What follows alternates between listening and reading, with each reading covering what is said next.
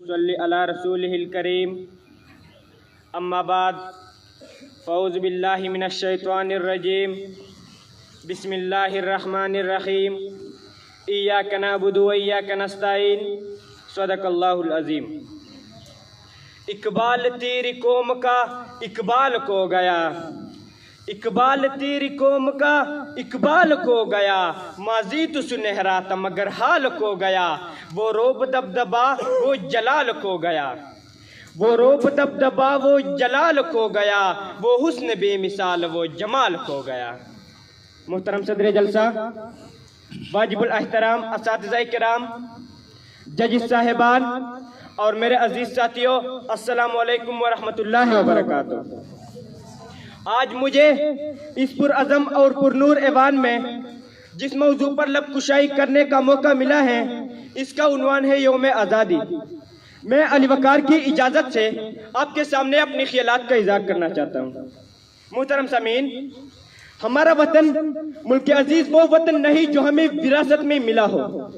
بلکہ پاکستان کی بنیادوں میں برصغیر کی مسلمانوں کی ہڈیاں اینٹوں کی جگہ اور خون پانی کی جگہ استعمال ہوا ہے۔ اتنی گراں قدر تکلیف کا اندازہ صرف وہی لگا سکتا ہے جس نے تعمیر پاکستان میں اپنا تن من، بیوی بچے، بھائی بہن، عزیز و اقارب سب قربان کیے ہیں۔ پاکستان یوں ہی حاصل نہیں ہوئی بلکہ حصول کے لیے لاکھوں مسلمانوں نے جام شہادت نوش کیا ہے۔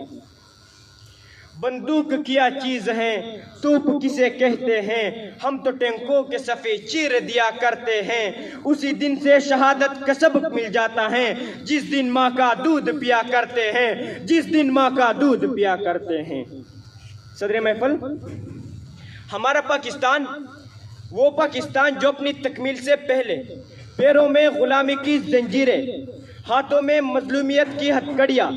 اور گردن میں رسم و ظلم و زیادتی کی زنجیریں، جبر و تشدد پہلے ہندوستان کی گلیوں میں پڑا ہوا تھا۔ یہ بات ہے 19ویں دہائی کی کہ ابھی پاکستان معرضی وجود میں آیا نہ تھا، ابھی مسلمانوں کو آزادی ملی نہ تھی کہ ہر جانب ظلم و جبر و زیادتی کا سما، تو کئی بچوں کے جنازے اٹھائے ہوئے وہاں، یہ مسلمان ہے اسے قتل کر دو، یہ رواج عام تھا، ڈر ڈر کے جینا یہی تو نظام تھا۔ علی وقار، آزادی کے لیے آواز اٹھانے والوں کی لاشوں کو جلایا گیا، کئی ماؤں کے گودے اجاڑے گئے، کئی بچوں کو یتیم کیا گیا، ارے ضعیف بوڑھوں نے اپنے کمزور کندھوں پر جوان بیٹوں کے جنازے اٹھائے۔ کیا ایسے میں تاریخ دیکھتی ہی رہا ہے ایسے شخص کی کہ جو انصاف دلائے گا، ان جابر ظالم جھوٹے لوگوں سے ہم کو نجات دلائے گا؟ کیا ایسے میں چراغ امید بشر نے سمیت مغرب کو دیکھا تو مشرق کا ایک ایسا سورج طلوع ہوا جو دین محمدی کا سپاہی بن کر نعرہ تکبیر بلند کر کے حق و صداقت کی شمشیر لیے ظلم کے زنجیروں کو کاٹنے آیا، آزادی کا پیغام دینے آیا، قائد کی عنوان بن گئی اور دنیا میں ایک نئی سلطنت پاکستان بن گئی۔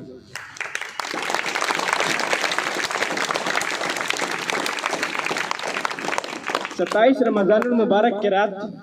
امت محمدیہ کو قرآن پاک کا تحفہ دینے والے پروردگار نے 27 رمضان المبارک کے دن امت مسلمہ کو پاکستان کا تحفہ عطا کر دیا کہ اب اقبال کے خواب کو پورے کیے ہوئے مسلمان کڑے ہیں قربانیاں دیے ہوئے، ایک آیت تو نے کر دکھایا کام جس سے ذرے ہیں آفتاب کو حیران کیے ہوئے۔ صدر محفل، میرے آنکھوں کے سامنے فیروز خان ہیں جو کارگل کے جنگ میں دشمن کو مات دیتے ہیں اور تمغہ جرأت حاصل کر کے آفتاب کو حیران کر دیتے ہیں۔ پھر میرے آنکھوں کے سامنے بہادر نوجوان ٹیپو سلطان ہیں جو دشمن کو مات دیتے ہیں، انگریزوں کو دھول جٹاتے ہیں اور شر محصور ہونے کا لقب پا کر آفتاب کو حیران کر دیتے ہیں۔ پھر میرے آنکھوں کے سامنے کمسن فاطمہ بنت عبداللہ ہیں جو زخمیوں کو پانی پلانے کے لیے آگے بڑھی تو شہادت کا رتبہ پا کر آفتاب کو حیران کر دیا۔ پھر میرے آنکھوں کے سامنے شہید مقبول حسین ہیں، ہاں ہاں علی وقار، پھر میرے آنکھوں کے سامنے وہ شہید مقبول حسین ہیں کہ جن کی زبان کاٹ دی جاتی ہے، ان کے ناخن چیٹ دیے جاتے ہیں اور انہیں پاکستان مرد آباد کہنے پر مجبور کر دیتے ہیں، تو وہ اپنی کٹھی زبان کی بہتی لہو سے دیوار زندان پر لکھتے ہیں کہ پاکستان زندہ باد اور آفتاب کو حیران کر دیتے ہیں۔ علی وقار، ہم نے اپنے تہذیب کو تامے رکھا تو ہم بلندیوں پر پہنچے، ہم نے اپنے سنسار کو اونچا رکھا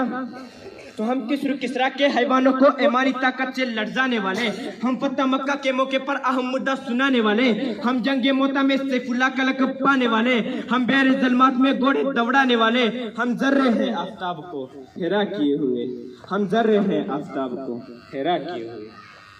علی وقار، جب یہ ذرے آفتاب کو حیران کرنے نکلے تو بدر کے میدان میں 313، کربلا کے میدان میں 72، پاک فضائیہ کے رشید منہاس ہو یا پاک آرمی کے میجر اسحاق، پڑا چنار کے اعزاز حسن ہو یا پھر آرمی پبلک سکول کے طاہر قاضی، ارے یہ وہ ذرے ہیں جو اس وطن پر جان تو قربان کر دیتے ہیں، مر تو جاتے ہیں مگر دنیا کو یہ پیغام دیتے ہیں کہ ہر حال میں ہر دور میں تابندہ رہوں گا، ہر حال میں ہر دور میں تابندہ رہوں گا، میں زندہ و جاوید ہوں پائندہ رہوں گا، تاریخ میری نام کی تعظیم کرے گی، تاریخ میری نام کی تعظیم کرے گی، تاریخ کے اوراق میں آئندہ رہوں گا۔ میرے پاکستانیوں، آج میں آپ سب سے یہی کہنا چاہتا ہوں کہ قدر کرے اپنی آزادی کی، حفاظت کرے اپنی سرحدوں کی، آخر آپ نے ہی اس قوم کے مستقبل کو سنوارنا ہے۔ میں اپنی تقریر کا اختتام اس شعر سے کرنا چاہتا ہوں کہ ہے جرم اگر وطن کی مٹی سے محبت، ہے جرم اگر وطن کی مٹی سے محبت، یہ جرم صدا میرے حسابوں میں رہے گا۔ والسلام، پاکستان زندہ آباد، علی آئیڈیل پبلک سکول تجوڑی پائندہ۔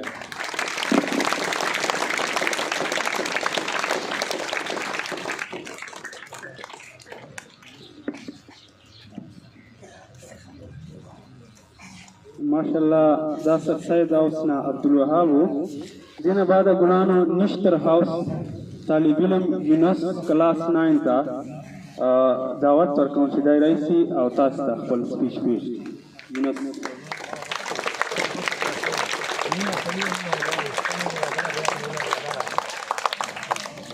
بسم اللہ الرحمن الرحیم۔ آگ لگانے جو آئے تھے آشیانے کو، آگ لگانے جو آئے تھے